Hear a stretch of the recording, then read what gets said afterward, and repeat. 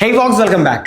Class അല്ലെങ്കിൽ ഈ video തുടങ്ങുന്നതിന് മുമ്പ് ഒരു റിക്വസ്റ്റ് എന്താണെന്ന് വെച്ച് കഴിഞ്ഞാൽ, ഈ വീഡിയോ യൂട്യൂബിൽ ഫ്രീ ആയിട്ട് കിട്ടുന്നതായതുകൊണ്ട് അതിനൊരിക്കലും വില കുറച്ച് കാണാൻ പാടില്ല. എൻ്റെ സബ്സ്ക്രൈബേഴ്സിന്, ഹിപ്നോ ഹാൻഡ്സിൻ്റെ സബ്സ്ക്രൈബേഴ്സിന് കുറച്ച് വാല്യുവബിൾ ആയിട്ടുള്ള എന്തെങ്കിലും കൊടുക്കണം എന്നുള്ളത് കൊണ്ട് കുറച്ച് വാല്യുവബിൾ ആയിട്ടുള്ള ഒരു സാധനം തരികയാണ്. നിങ്ങളുടെ സബ്സ്ക്രൈബ് വേർത്ത് ആക്കാൻ പറ്റുന്ന ഒരു അടിപൊളി ടെക്നിക്കാണ് ഇന്നിവിടെ തരാൻ പോകുന്നത്. ഞാനത് പറയുന്നതിന് മുമ്പ് നിങ്ങളുടെയൊക്കെ പ്രിയപ്പെട്ട പേളി മാണി അതിനെക്കുറിച്ച് പറഞ്ഞ എന്താണെന്നുള്ള ചെറിയൊരു വീഡിയോ നിങ്ങളൊന്ന് കണ്ടു നോക്കാം. ഹായ് എവരിവൺ, ഇന്ന് ഞാൻ എൻ്റെ ലൈഫിൽ എന്നെ കുറേ ഹെൽപ്പ് ചെയ്തിട്ടുള്ളൊരു കാര്യം ഷെയർ ചെയ്യാൻ പോവാണ്, which is called square breathing.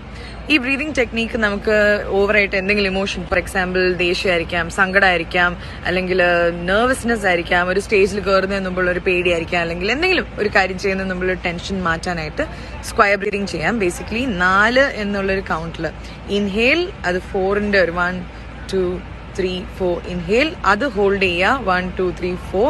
പിന്നെ എക്സേൽ 1 2 3 4, അതും ഹോൾഡ് ചെയ്യുക എം ടി ആയിട്ട് 1 2 3 4. So keep trying this. ഇതൊരു ഓൾമോസ്റ്റ് ഒരു 1 മിനിറ്റ് ചെയ്യുമ്പോൾ തന്നെ you will feel the difference. So I just wanted to share this with all of you, because ഇന്നലെയും കൂടെ ഒരു സിറ്റുവേഷനിൽ എന്നെ അത് ഭയങ്കര ഹെൽപ്പ് ചെയ്തു.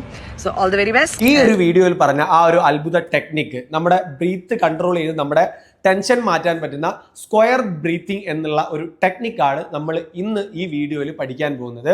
പട്ടാളക്കാരും തെറാപ്പിസ്റ്റുകളും ഒക്കെ അവരുടെ ജീവിതങ്ങളിൽ എന്തെങ്കിലും സ്ട്രെസ്സോ കാര്യങ്ങളോ വരുമ്പോൾ കറക്റ്റ് ഡിസിഷൻ എടുക്കാൻ വേണ്ടി ഉപയോഗിക്കുന്ന ഒരു ടെക്നിക്കാണ്. നിങ്ങളുടെ ലൈഫിലും നിങ്ങൾക്ക് ചില സമയങ്ങൾ അതുപോലുള്ള ഡിസിഷൻസ് എടുക്കേണ്ടി വന്നേക്കാം. അങ്ങനെയുള്ള സമയങ്ങളിൽ, സാഹചര്യങ്ങളിൽ സ്ട്രെസ്സ് കൊണ്ടെടുക്കാൻ പറ്റാതെ ആവുമ്പോൾ ആ സ്ട്രെസ്സ് മാറ്റി നിങ്ങൾക്കൊന്ന് ഓൺ ആവണം, ഊർജ്ജസ്വലനാവണം എന്നുണ്ടെങ്കിൽ അവിടെ നിങ്ങൾക്ക് ഉപയോഗിക്കാൻ പറ്റുന്ന ഒരു ടെക്നിക്കാണ് സ്ക്വയർ ബ്രീത്തിങ് എന്നുള്ളത്. ബ്രീത്ത് സ്വാഭാവികമായും നമ്മുടെ ഹൃദയത്തിൻ്റെ രക്തം പമ്പ് ചെയ്യുന്ന ആ ഒരു വേഗതയെ കൂട്ടാനും കുറക്കാനും ഒക്കെ സഹായിക്കുന്ന ഒരു കാര്യമാണ്, നിങ്ങൾക്കറിയാം.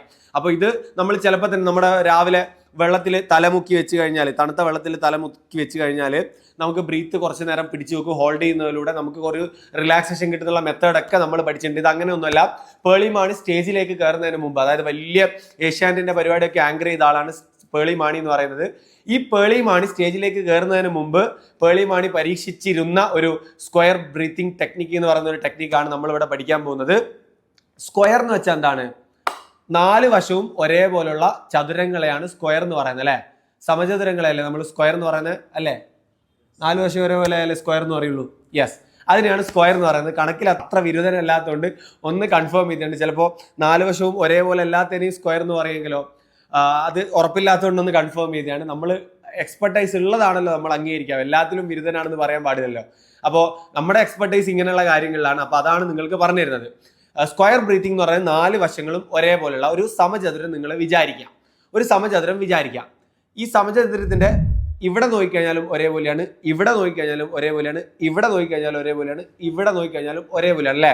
4 സൈഡും ഒരേപോലെയാണ്. അതേപോലെ ഒരു സ്ക്വയർ നമ്മൾ ബ്രീത്തിൽ ക്രിയേറ്റ് ചെയ്യുകയാണ് ഇവിടെ ചെയ്യുന്നത്. ഒന്നാമത്തേത് എന്താ വെച്ച് കഴിഞ്ഞാൽ ശ്വാസം എടുക്കുന്നതാണ്. ശ്വാസം എടുക്കുമ്പോൾ ഒരു 4 സെക്കൻഡ്, ഇവിടെ 4 സെക്കൻഡ് കറക്റ്റ് ഇതാ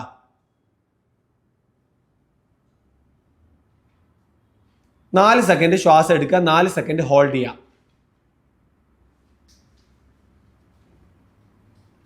4 സെക്കൻഡ് പുറത്തോട്ടേക്ക് വിടുക.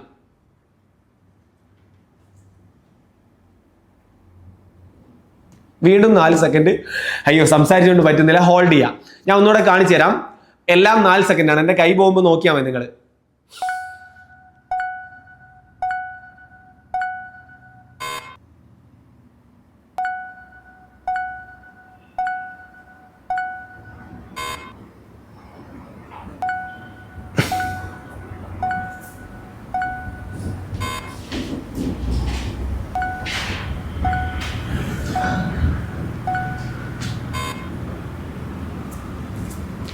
ഇത് സെക്കൻഡ് കറക്റ്റ് ആണോ എന്ന് എനിക്കറിയില്ല.